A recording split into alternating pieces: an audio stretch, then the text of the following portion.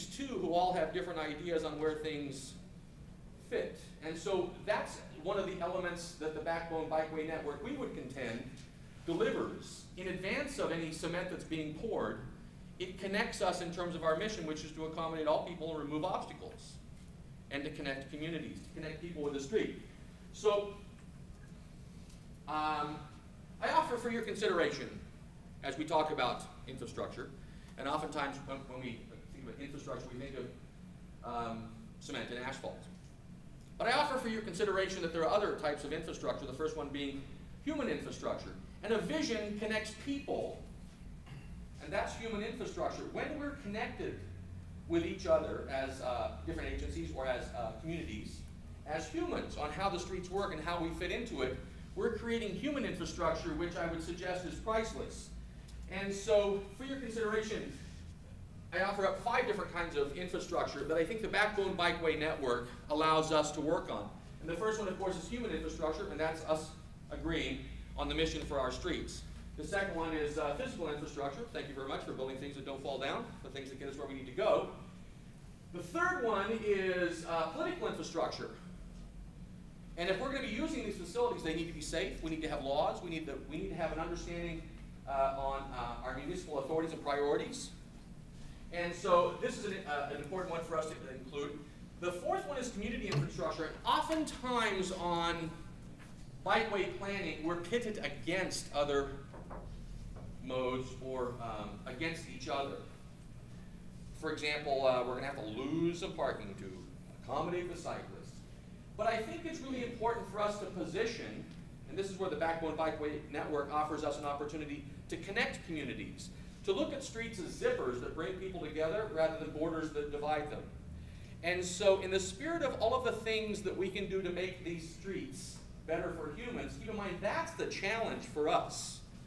So the Backbone Bikeway Network allows us to have a conversation about these streets and to remind people that what's good for cyclists is good for everybody. It's good for the community, it's good for the economy, it's good for the environment.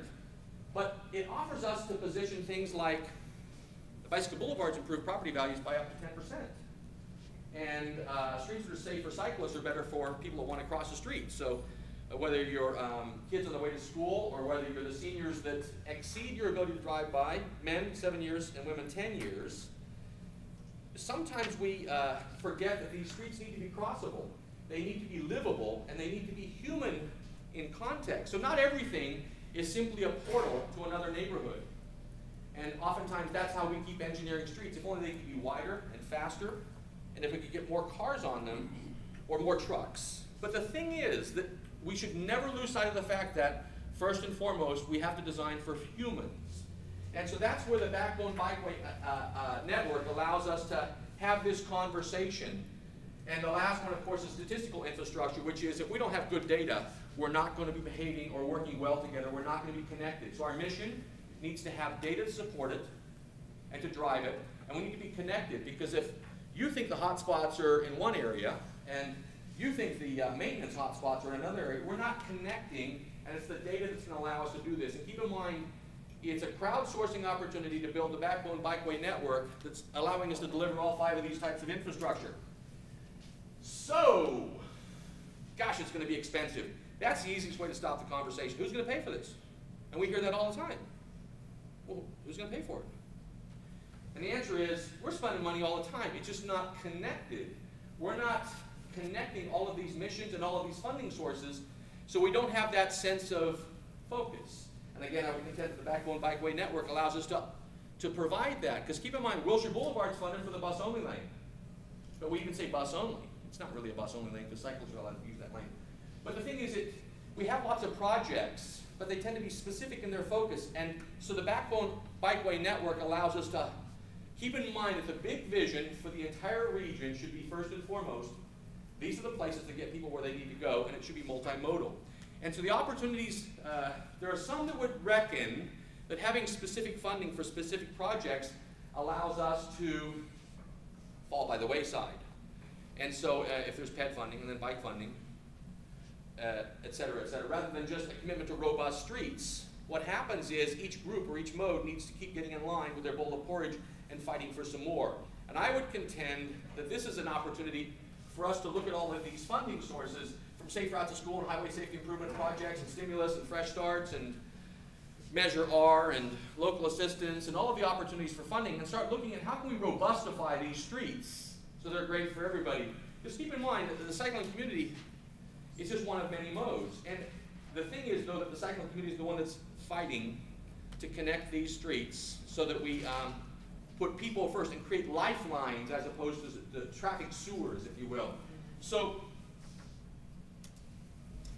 ladies and gentlemen, here you have the Backbone Bikeway Network. Now, one thing to consider, these are big streets. And by the way, it's things like Sherman Way, Wilshire, Santa Monica, Pico, Venice. Some of these are Caltrans. Some of these are PCH that's coming right through your neighborhood. So we're going through all sorts of jurisdictions here and authorities. And these are the big streets. Not every solution is going to be right for every street. So there is the opportunity, for example, Wilshire Boulevard at Westwood, what's the solution there? Wilshire Boulevard at the 405, what's the solution there? But I can tell you what it is not. Right now, Wilshire Boulevard at the 405, we're putting in two right turn lanes, and the cyclists are purportedly expected to take one sidewalk on one side of the street. Where do we get this information? Oh, the secret, it's like playing a video game where there's a secret, this little secret piece of information that will get you across this intersection. And so we're not designing for humans and cyclists, we're designing for motor vehicle traffic, and then if there's any room left over, we'll make some accommodations for cyclists. So the solutions will vary. The standards, Figueroa through the Northeast LA could actually be calmed down dramatically. There's abundant space and there isn't much traffic. Wilshire Boulevard at the 405 we know is going to be a unique solution. The idea is to create something called CityWorks that would allow us to create a series of solutions that communities could then apply based on how that street functions in that area. But right now, the default position is mow as many cars as you can through the area, and if there's any room left over, maybe someone can cross the street or a cyclist could. And so, the Backbone Bikeway Network is a framework on which we would like to build a city, a community, a region that is designed for all modes. And as part of the Streetworks campaign, we would lay down standards for different applications. For example, we have an engineering standard for green streets. We have an engineering standard for shared streets. We're developing engineering standards for complete streets. There was a campaign last year in Sacramento, AB 766, for safe streets.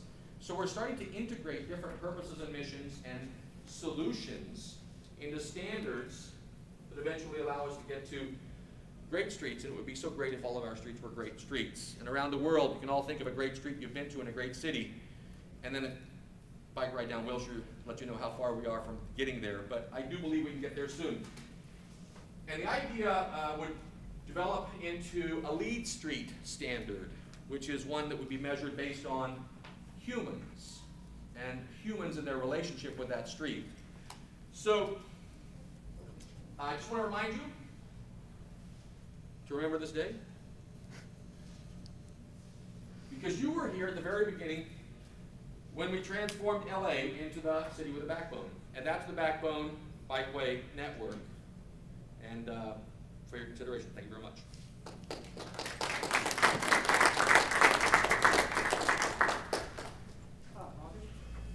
Thank you very much, Stephen.